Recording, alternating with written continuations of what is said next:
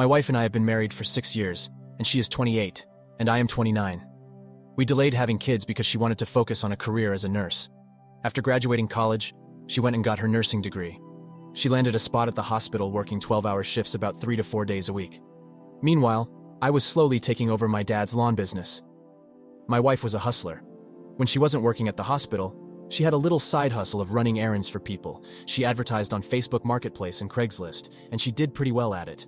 Between her nursing job and her side hustle, she was making about $80,000 per year after about the second year. But soon after, she had a burning desire to get out of nursing to run her errand business full-time. It was really taking off. Well, one week she had some vacation time from the hospital, and she made the decision to do her side hustle for a week straight. That turned out to be a crazy experiment. She made more money that week than she made last month working at the hospital. So as time goes by, everything is going well. Bills are being paid with no issues. We get along. We travel a little bit more. About our third year being married, I started to notice a slight shift in her behavior towards me. She started to talk down to me a little. I didn't understand it, but I came to realize that maybe she was just stressed from her job at the hospital and her business. I didn't put too much thought into it, but one day, she had an outburst. Don't know what set her off, but I cussed her ass out and told her to stop talking to me like that. We were at odds with each other for a few days after. I really couldn't understand her behavior. I wasn't the type of man to stay mad at my wife if we got into an argument or some type of disagreement, but my wife was the opposite. Her communication skills with me, her husband was in the toilet, but everyone else was amazing. And this was the start of our dead bedroom. For the first 3 years, our sex life was on point. I initiated, she was ready, and vice versa. But now, I can't even get her to give me a kiss goodnight. Something we have always done. Well, one night, I made plans to take her out to dinner. I sent a text about 3 hours before she was supposed to end her shift at the hospital, but she didn't respond. I called, and it went to voicemail. About 3 hours later, she responded, and her response was, "I am still working." That was it. "No, I will text you later, or I will call you later." Nothing. At this point, I was at my wit's end. I didn't know where to turn, so I called a good friend of mine and told him what was happening. He said it sounded like she may be stressed a little, or maybe even distracted. I asked him what he meant by distracted. He said women don't all of a sudden just out of the blue stop interacting with their partner. Something is going on with her. Something or someone may have her stressed or distracted. So, after that conversation, I really tried to talk to her. But it just seemed she didn't have the desire to talk to me no matter what I tried.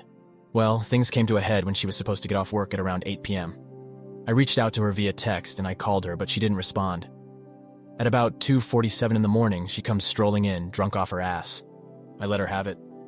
Then I went back to bed. She slept in the other room, reeking of alcohol.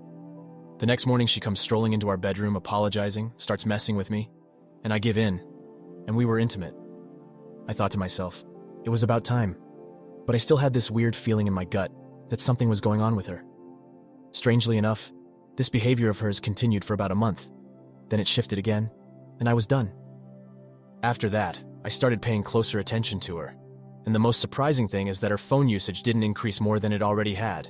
I mean, she was talking to people from Facebook and Craigslist mostly, but I didn't see her on her phone late into the night. Whenever she put her phone on the nightstand, she usually didn't pick it back up until the next day. Fast forward a few days, and she pulled the coming in late crap again. She was drunk, but I kept my cool this time. And then she tried to initiate sex. I turned her away. I went to work the next day and did some research on how I can track her movements. So I came up with the idea of using a GPS tracker so I can see what she is up to when she leaves work. Well, a few weeks after installing the GPS tracker, I found out what she was doing. She would leave work and then travel to a commercial building. It looked as if they had many offices, and my wife had office space in this building. I thought, what the hell does she need office space for? Why is she keeping this from me? Anyway, she was cheating on me. That's why she was keeping it from me. Let me tell you how. In the back of the building, there was a door and one window to each one of the offices. I saw a man go in her office from the back 4 different times. One time he came out of the office and they kissed. On that particular night, I was dressed in black, wearing a hoodie. I got close enough to see there was a camera and a computer and I had a hard time seeing. Lo and behold, I squinted hard enough and could see she was doing OnlyFans. I was shocked. Never would have guessed she would do OnlyFans. She was putting her clothes back on, and when she moved away to the side, I took photos of her computer screen, but I wasn't going to say anything to her. Over the next few nights, I stick out the office again. This time, I made sure to get pictures and video of this guy walking into the back of her office and kissing her upon leaving. Well, I went to work one day after sticking out her secret office. I showed my dad what I uncovered and told him I was filing for divorce, and I asked him not to say anything to anyone. My dad gave me 100% support and told me to do what was best for me, and I told him right then and there that divorce was the only option for me. Filing for divorce was probably the most emotionally charged thing I have ever done in my life, but it had to be done. Over a few weeks, I'd opened up a few bank accounts and started moving out of the house we were renting without telling my wife anything. At this point, I stopped following her. I didn't need to. I had what I needed. I went to see an attorney and told him to file for divorce on the grounds of infidelity. I gave him the pictures I had of my wife kissing this guy at the back of her office. It's been a month since I uncovered her infidelity and her doing OnlyFans. I still haven't said anything. I kept on acting like a husband who still loved his wife, but I never slipped up and had sex with her. If I did, the courts could take that as forgiving her. I wasn't going to do that. I contacted the attorney and asked him if there was any way I and the process server could plan where I could meet him at the same time he was serving my wife the divorce papers. He indicated that it was possible.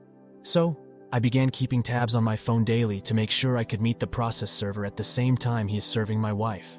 Well, about 3 weeks later, that day came. The process server sent me a text to let me know he was headed to the address I gave the attorney. It was after 9 p.m., and that's what time she usually got to her so-called secret office. The commercial area was well lit.